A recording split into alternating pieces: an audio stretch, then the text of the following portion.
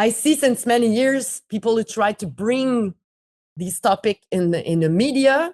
It's never easy, but I think we already live in a transhumanist society.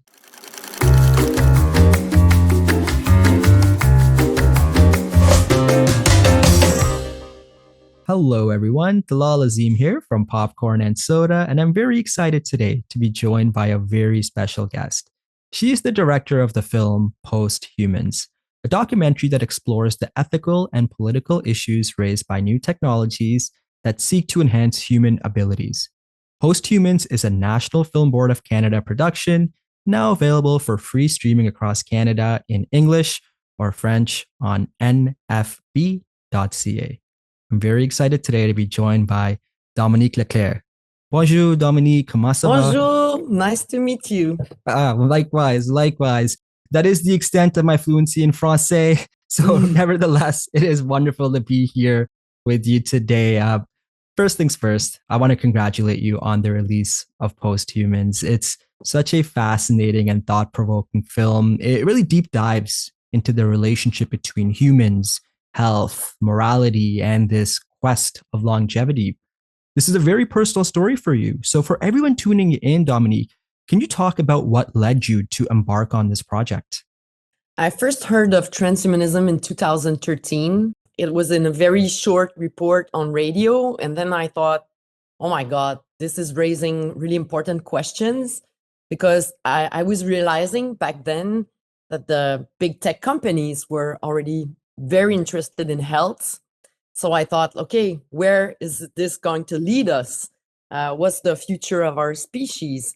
And the reports or news I was reading about this movement were really short all the time. And I thought it wasn't possible to really dive in the many nuances that these questions might raise. So I thought it was really important to bring a big light on this movement that is gaining popularity across the world. So I did the first theater play about this topic in 2017. And then the project of the movie started in 2018. But I started to film images of my quests in 2014. So in the movie, you really have a portrait. It's like 10 years of discoveries, of meeting, encounters in this world where people want to take control over their biology, reinvent the human species. So we stopped the filming in 2023. So it's a very long reflection on this topic.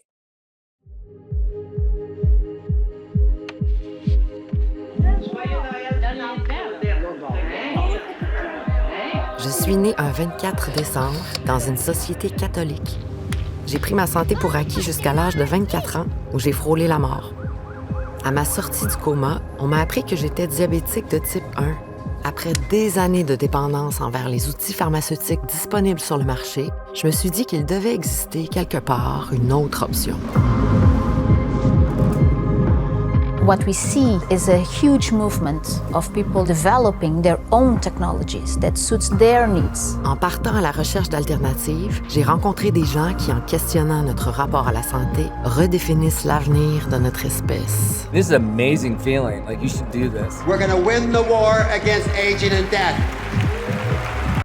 Now, there's so much to unpack with this film. The amount of education on topics that I didn't even know existed is just fascinating. As you mentioned, the world of transhumanists and cyborg biohackers, so, like fancy words that, that really have a lot of meaning. And for a lot of people, they don't really know what the meaning of those are. So as you mentioned, you started getting familiar with the concept. Now, along your journey, was there anything in the world of transhumanists and cyborg biohackers that surprised you? Yes. In fact, it's a very big movement, and there are many different political views on where this should lead. So you have more right-wing transhumanists, you have more left-wing. So not everybody agrees on the same things, but the common ground they have is It's people who want to take control over their biology, people who believe that science can bring us further with our cognition, with this question of health, prolonging life. And some transhumanists dream about like migrating to Mars, but it's not all of them. So some people dream about cryonics, digital immortality, or just prolonging life with really simple things like good foods, training, exercise. So you can biohack in many different ways. You can work on your genes, or you can use everyday tools that we already know, like good sleep, good eats, and all of this. And what fascinates me a lot is, since I started this quest a long time ago, it's still impossible for me to trace a line between curative medicine and enhancement medicine. Where do you trace that line? Where do you start to augment yourself? And I think there's honestly no good answer, no right answer. It depends on everyone's point of view. And that's what I try to address also in this movie. What makes you a cyborg? I still don't know after 13 years of asking myself that question. Is it the contraceptive pill that is not curative? Is it your glasses? Is it a pacemaker? Is it my phone, in which I transfer so many capacities, like my localization capacity, my memory? So I think we are already cyborgs, and I think it's an emergency to address the rights that comes with it. So how far are we ready to go? And who will drive these big changes? Who is behind the technologies that we develop? I think that's the main question. I'm not against technology, but I'm afraid sometimes of the organization that are behind. Mm-hmm. Now, that's so fascinating that you say all that, because I agree with you 100%. Because if you think about it, right, the smartphone right there, it's quite possibly one of the biggest biohacking devices that we've had in our lifetime, right? You can order anything at a click of a button. You practically have the entire history of the world at a click of a button, 24/7 on the palm of your hand. So I think that this concept of transhumanism, we're all kind of on that wave, but it's, again, that word transhumanism, it's this concept that isn't so widely spoken of. Do you think that there are reasons as to why transhumanism, that word or that concept, isn't as prevalent in the world today as, maybe stuff such as having better health, or, global warming, or those kinds of things, climate change? Is there any updates that you found throughout your journey that maybe holds back this transhumanism? Well, the people that assume to publicly wear that word are already a lot criticized a lot. I met a transhumanist political group in Germany, and their slogan was they put health in the far front of their political views. They want to prolong life, but they're hiding the word transhumanist because it frightens people. So everybody agrees with the word health, but when they decide to wear publicly transhumanist, I'm a transhumanist, and I'm proud of it. They face a lot of debates. They polarize, but these are values that are already present in our society. And this is also what I try to bring in the movie with the story of my father, who during the pandemic didn't have the basic healthcare that he needed. So he died, unfortunately. But the traditional medicine tried to prolong his life as well as the transhumanist movement does. So where's the line? Where is it transhumanism? And also publicly, some people will talk about immortality, which frightens a lot also. But the new word they prefer to use is amortality. It's softer. So I see since many years people who try to bring these topic in the media. It's never easy, but I think we already live in a transhumanist society. And probably some doctors have this approach, but they don't really know or they don't use it. But the idea to perform technology on the human body is part of us. And as soon as we human have a problem and we have a technology that can help us, we say yes. So we accept it. We always are in the need of control. So I think it's too easy to condemn that movement. So that's why I did the movie also, because it's dangerous to me to say, oh, these are eccentric people, we should not take care of it. No, we have to be really aware of what they want, because as I said in the beginning, the big tech companies embrace these values. And I think in our everyday life, we do too. So it raises really interesting question that to me, really urgent. And I hope the movie can start that conversation. And I try in my work since many, many years to bring it really clear to people so they can grab this for themselves, because sometimes it's a bit too theoretical. So I tried with my project to make it like, own this. You can own these questions, try to choose for yourself, try to see what's coming up to make choices that are aligned with your values. Technology and technological development is not neutral. Because of these technologies, we have capabilities to solve the greatest problems or to potentially suppress people and aspects of society. Behind this artificial intelligence is a human organization. I think that's what I find so fascinating about this film, is that it's really a self-reflection of the world we live in, right? Viewpoints of the East, the West, corporate greed, ethics. One thing that stood out to me is the notion that maybe we should just try to live in the present.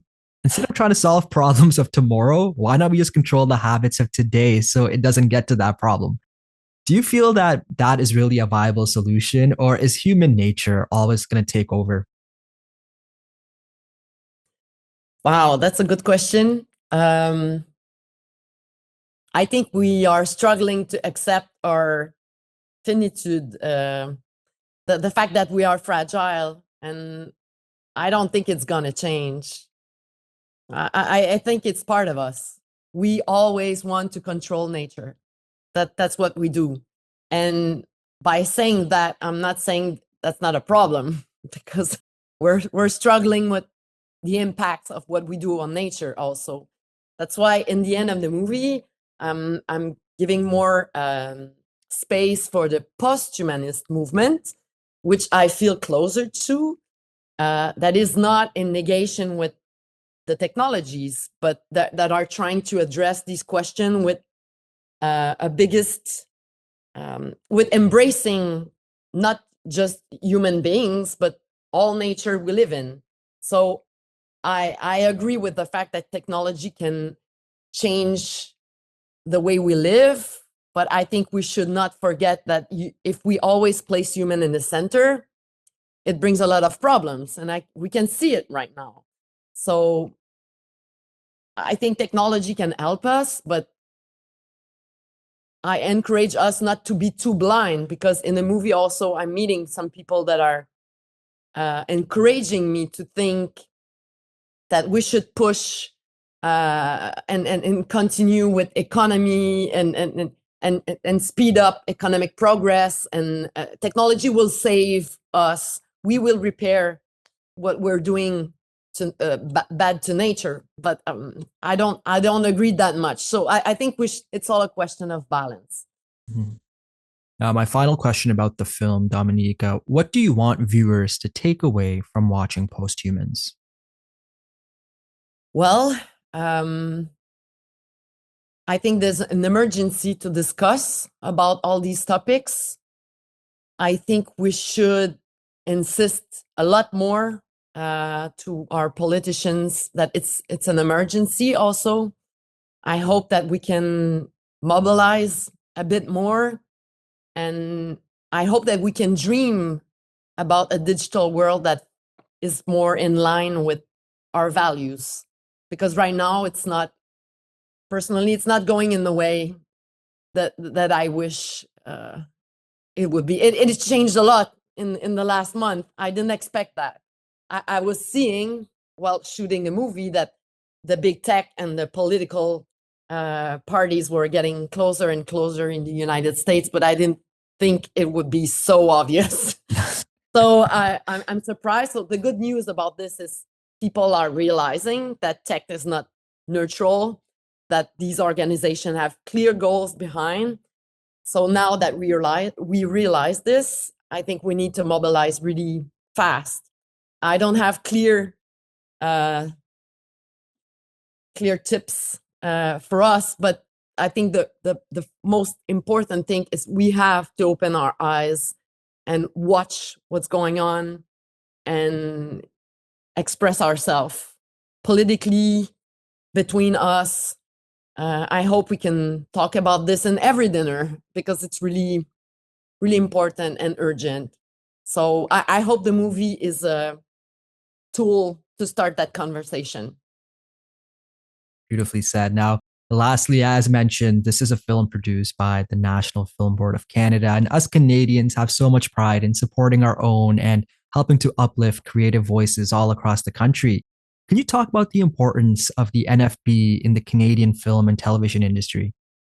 I think we have a big chance that this organization still exists, and I hope it will keep up, because it's a very great archive of many decades. And I think at NFB we can take time also a bit more sometimes, that on the private side, to really dig in the topic. If I would have done this movie with maybe a smaller organization which is private, I think I would have less time. So I think the quality of my movie is also a bit because I had time. I could take like 7 years to work on this. If it would have been 1 year, I don't think I would have been able to dig that much. So I think it's a great chance to have an organization that is not just focused on like selling, but also digging in really important topics. And I hope that the government will still fund it, so we can still make quality movies that are not necessarily developed in the corporate way of doing things. Dominique, once again, congratulations on the release of Posthumans. I thoroughly enjoyed the film, and most importantly, your direction is superb. I truly wish you all the best in your upcoming projects, and I appreciate your time today. Merci. Thank you so much, Shalal. I really appreciate this encounter and talk.